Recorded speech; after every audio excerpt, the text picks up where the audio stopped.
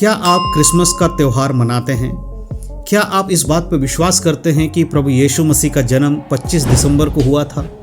क्या आप Santa Claus को मानते हैं? क्या आप क्रिसमस ट्री अपने घर में या जहाँ पर भी आप चर्च है या कोई और जगह वहाँ पर क्रिसमस ट्री को सजाते हैं?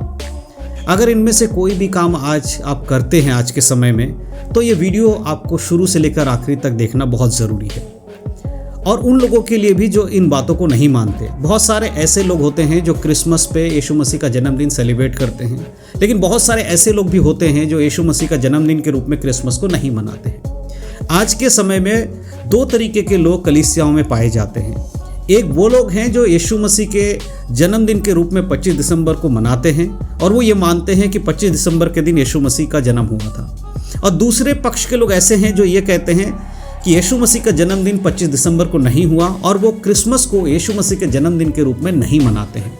तो आज का ये वीडियो देखने के बाद उन लोगों के सवालों का जवाब मिल जाएगा जो ये कहते हैं कि यीशु मसीह का जो जन्मदिन है वो क्रिसमस नहीं है, इसीलिए हमें क्रिसमस का त्यौहार नहीं मनाना चाहिए। तो इस वीडियो को आप शुरू से आखिरी तक देखिए। अगर आप इस बात पर विश्वास करते हैं कि यीशु मसीह का जन्मदिन 25 दिसंबर को नहीं हुआ है, इसलिए हमें क्रिसमस का त्यौहार नहीं मनाना चाहिए, हमें उसका बहिष्कार करना चाहिए या उससे जुड़ी कोई भी चीज़ को हमें सेलिब्रेट नहीं करना चाहिए, तो ये बातें आज मैं इस वीडियो के माध्यम से आपको बताने वाला हूँ।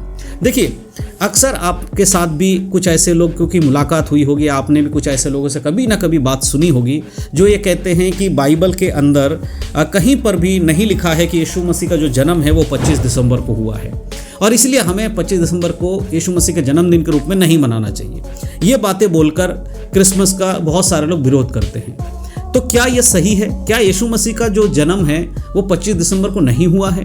क्या इसका कोई भी सबूत नहीं है? क्या ये सारी चीज़ें जो है मनुष्य की बनाई हुई चीज़ें हैं? तो मैं अगर आपको बाइबल आधारित बात बताऊं तो बाइबल में ऐसा कोई डेट मेंशन नहीं किया गया है, कहीं पर भी ऐसा नहीं लिखा है कि यीशु मसीह का जन्म 25 दिसंबर को हुआ है और ये बिल्कुल सत्य है। क्रिसमस यीशु मसीह का जन्मदिन नहीं है, ये बाइबल प्रूफ बिल्कुल क्लियर करती है कि बाइबल में ऐसा कोई भी उदाहरण नहीं है, कोई भी ऐसा वचन नहीं जहाँ पर यह लिखा हो कि 25 दिसंबर को यीशु मसीह का जन्मदिन था या यीशु का जन्म 25 दिसंबर को हुआ। जब हम बाइबल की हिस्ट्री को देखते हैं या बाइबल के वचनों को आधारित चीज़ों को परखते हैं तो हमें पता चलता है कि यीशु मसीह का जन्म दिसंबर के महीने में हुआ ही नहीं है।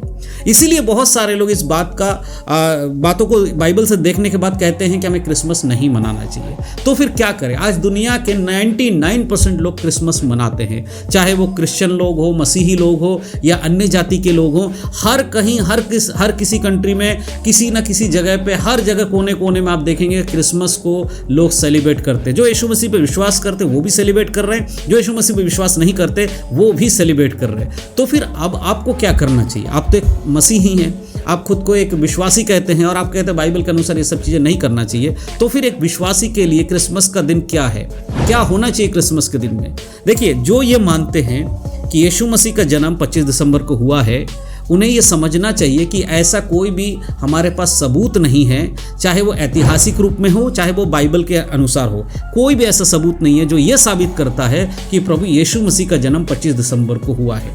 और 25 दिसंबर की अगर हम हिस्ट्री की बात करें कि 25 दिसंबर जो है वो किस से लिया गया है या किस दिन को सेलिब्रेट किया जाता है, तो उसके पीछे अगर आप जाएंगे तो शुरुआती समय में जब AD 100-200 के बाद का जो समय था, उस समय कुछ ऐसी चीज़ों को कलीसिया के अंदर लाया गया।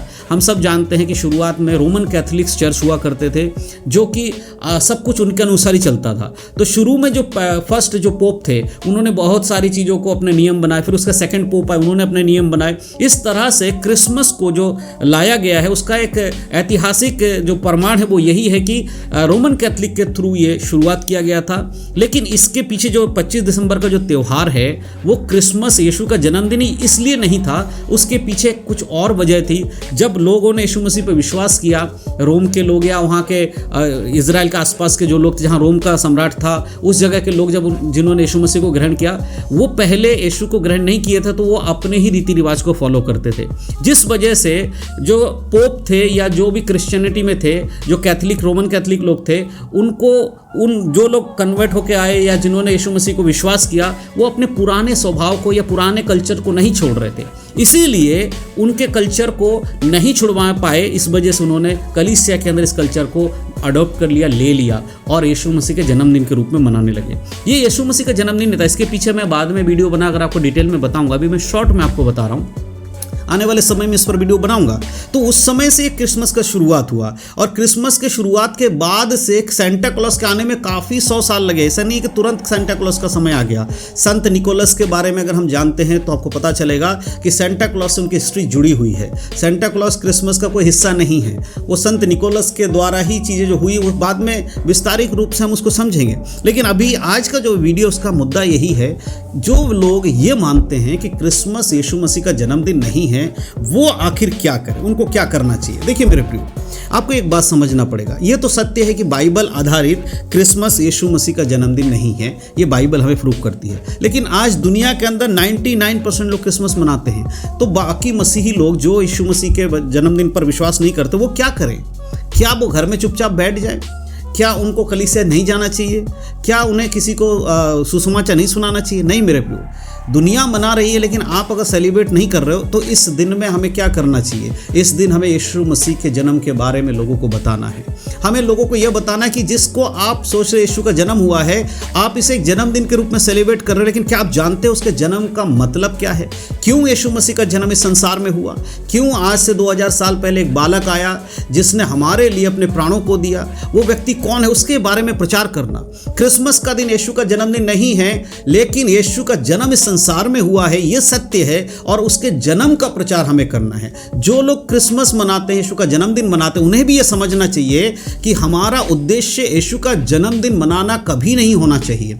बाइबल कभी भी यीशु मसीह के जन्मदिन बनाने के बारे में नहीं बताती है। ना ही यीशु मसीह के किसी भी चेले ने इस बात को कभी ऐसा कुछ किया है कि उन्होंने किया हो कि भाई यीशु का जन्मदिन हम मनाते हैं। ना ही कोई चेलों ने किया, ना प्रेरितों ने किया, ना शुरुआती कलीसिया में कभी किया गया। ये बाद में ये सारी चीज़ें संसार से लेकर कलीसिया के अंदर लाई गई हैं, लेकिन शुरुआत में ऐसा कुछ भी नहीं था। और हम जो बाइबल पढ़ते हैं वो प्रेरितों के द्वारा, परमेश्वर के जो दास थे, प्रभु के दास थे, उनके द्वारा लिखा गया आत्मा की प्रेरणा से। उन लोगों ने कभी भी इस बात की शिक्षा नहीं दिया। लेकिन एक बात जो विश्वास करने वाले के लिए भी और अविश्वासी लोगों के लिए भी, दोनों के लिए इंपॉर्टेंट है, यीशु मसीह का जन्म का होना। और बाइबल के एक वचन अगर हम पढ़ते हैं, लूका रचित सुसमाचार की किताब उसका 2 अध्याय और उसके अगर आप 10 आयत को पढ़ेंगे तो यहाँ पर देखिए क्या लिखा है। यहाँ पर स्वर्गदूत आकर यीशु के जन्म के बारे में घोषणा करते लिखा है, तब स्वर्गदूतों ने उनसे कहा, मत डरो, क्योंकि देखो मैं तुम्हें बड़े आनंद का सुसमाचार सुनाता हूँ, जो सब लोगों के लिए होगा,